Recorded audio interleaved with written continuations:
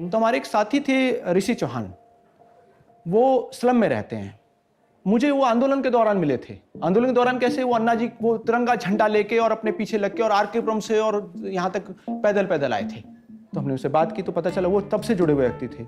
हमारे साथियों ने कहा कि ऋषि चौहान जो है, बाई इलेक्शन आ गया था, जो 2015 के इलेक्शन हुए उससे 2 सीटें खाली हुई थी। एक 2013 में खाली हुई, कि 2015 में खाली हो गई। 2015 में जब इन्होंने किसी धन पशु को टिकट दे दी गई, उन्होंने कहा जी हमारी मजबूरी थी, ये था वो था, 10 बातें कही। मैंने कहा ठीक है, हो सकता है दूसरी पार्टी से आए हुए थे वो उससे। और देखिए मजे की बात, जब दूसरी पार्टी की आप बात करें तो वो व्यक्ति या उनकी पत्नी को टिकट दी थी, वो अच्छी लेडी हैं, उनका कोई ज्यादा रोल नहीं है, वो तो सिर्फ सामने का चेहरा है। वो व्यक्ति बसपा से इलेक्शन लड़ रहे थे 2013 में, और उनकी शराब हम पकड़वा रहे थे 2013 में, और 2015 में इन्होंने कहा कि हमने इनको टिकट दे दिया, अब इनके लिए वोट मांगिए। हमने कहा महाराज नमस्ते, कम से कम मेरा आपका क्या है मुझे नहीं पता, लेकिन इस आरकेपुरम में मैं 30 साल से रह रहा हूं, मेरी थोड़ी बहुत इज्जत है।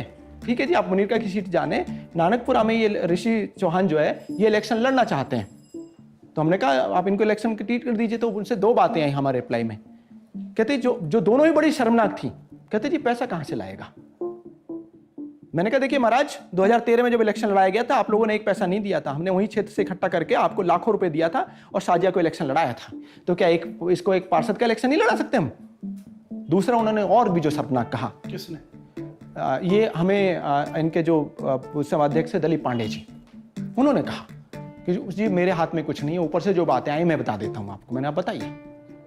उन्होंने शर्माते हुए और झिझकते हुए मेरे से सामने बात की कि जी ये जो है जनरल सीट है और ऋषि जी जो हैं वो रिजर्व कैटेगरी से है। बोले जनरल सीट पे रिजर्व कैटेगरी को देना ठीक नहीं होगा। वो मुझे और बहुत शर्मनाक लगा।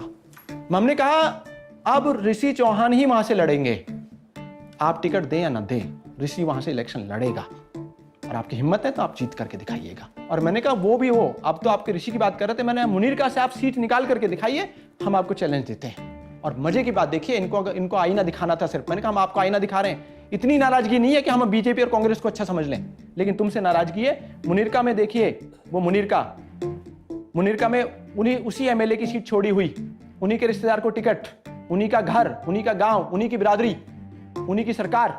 सीएम ने वहां सभा की, डिप्टी सीएम ने वहां सभा की, संजय सिंह ने वहां सभा की, 10 विधानसभाओं के उन्होंने कार्यकर्ता लगाए, और हम मात्र वहां के जो 17 कार्यकर्ता थे, 17 गिनती के, उन्होंने ऐसा माहौल खड़ा कर दिया, ये सीट जीत नहीं सके। लेकिन उसके बाद भी इन्होंने समझा नहीं कुछ भी, उन्होंने कुछ नहीं सबक लिया। अगर वो आईना दिखे जो हमने दिखाया था उसमें अगर समझ जाते तो हम समझ लेते कि शायद इनसे गलती हुई थी, उन्होंने सुधार कर लिया है।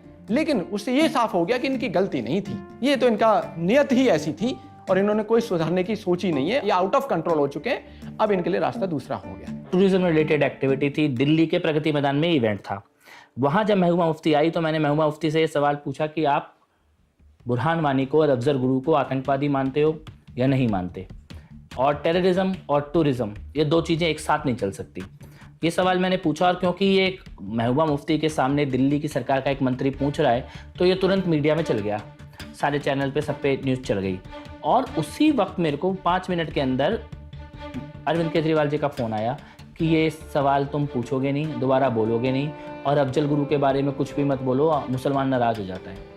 और मैंने उनसे ये बात कही कि मेरी अपनी कॉन्स्टिट्यूंसी में लगभग 35,000 मुस्लिम वोट है, कोई अफजल गुरु को अपना रोल मॉडल नहीं मानता।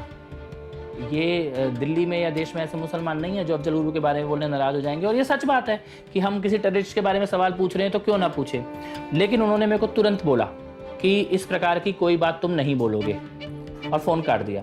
और 5 मिनट बाद उन्होंने अपने पीए को मेरे पास भेजा, वो गाड़ी से उतरा, मैं प्रगति मैदान से बाहर ही निकल रहा था। उसने कहा 1 मिनट अपना फ़ोन दिखाओ। फिर मुझे कहता है कि कुछ रिकॉर्ड तो नहीं किया कि वो अरविंद जी की कॉल को? मैंने कहा मैं रिकॉर्डिंग करता नहीं हूँ। उसने कहा नहीं, उनको लगा ऐसी बात उन्होंने बोल दिया, रिकॉर्ड हो गई तो गलत हो जाएगी। Former state DGP KPS Gill says that Aam Aadmi Party, the new entrant in state politics, is providing a platform to radical Sikh diaspora settled abroad to create a big base from which to operate.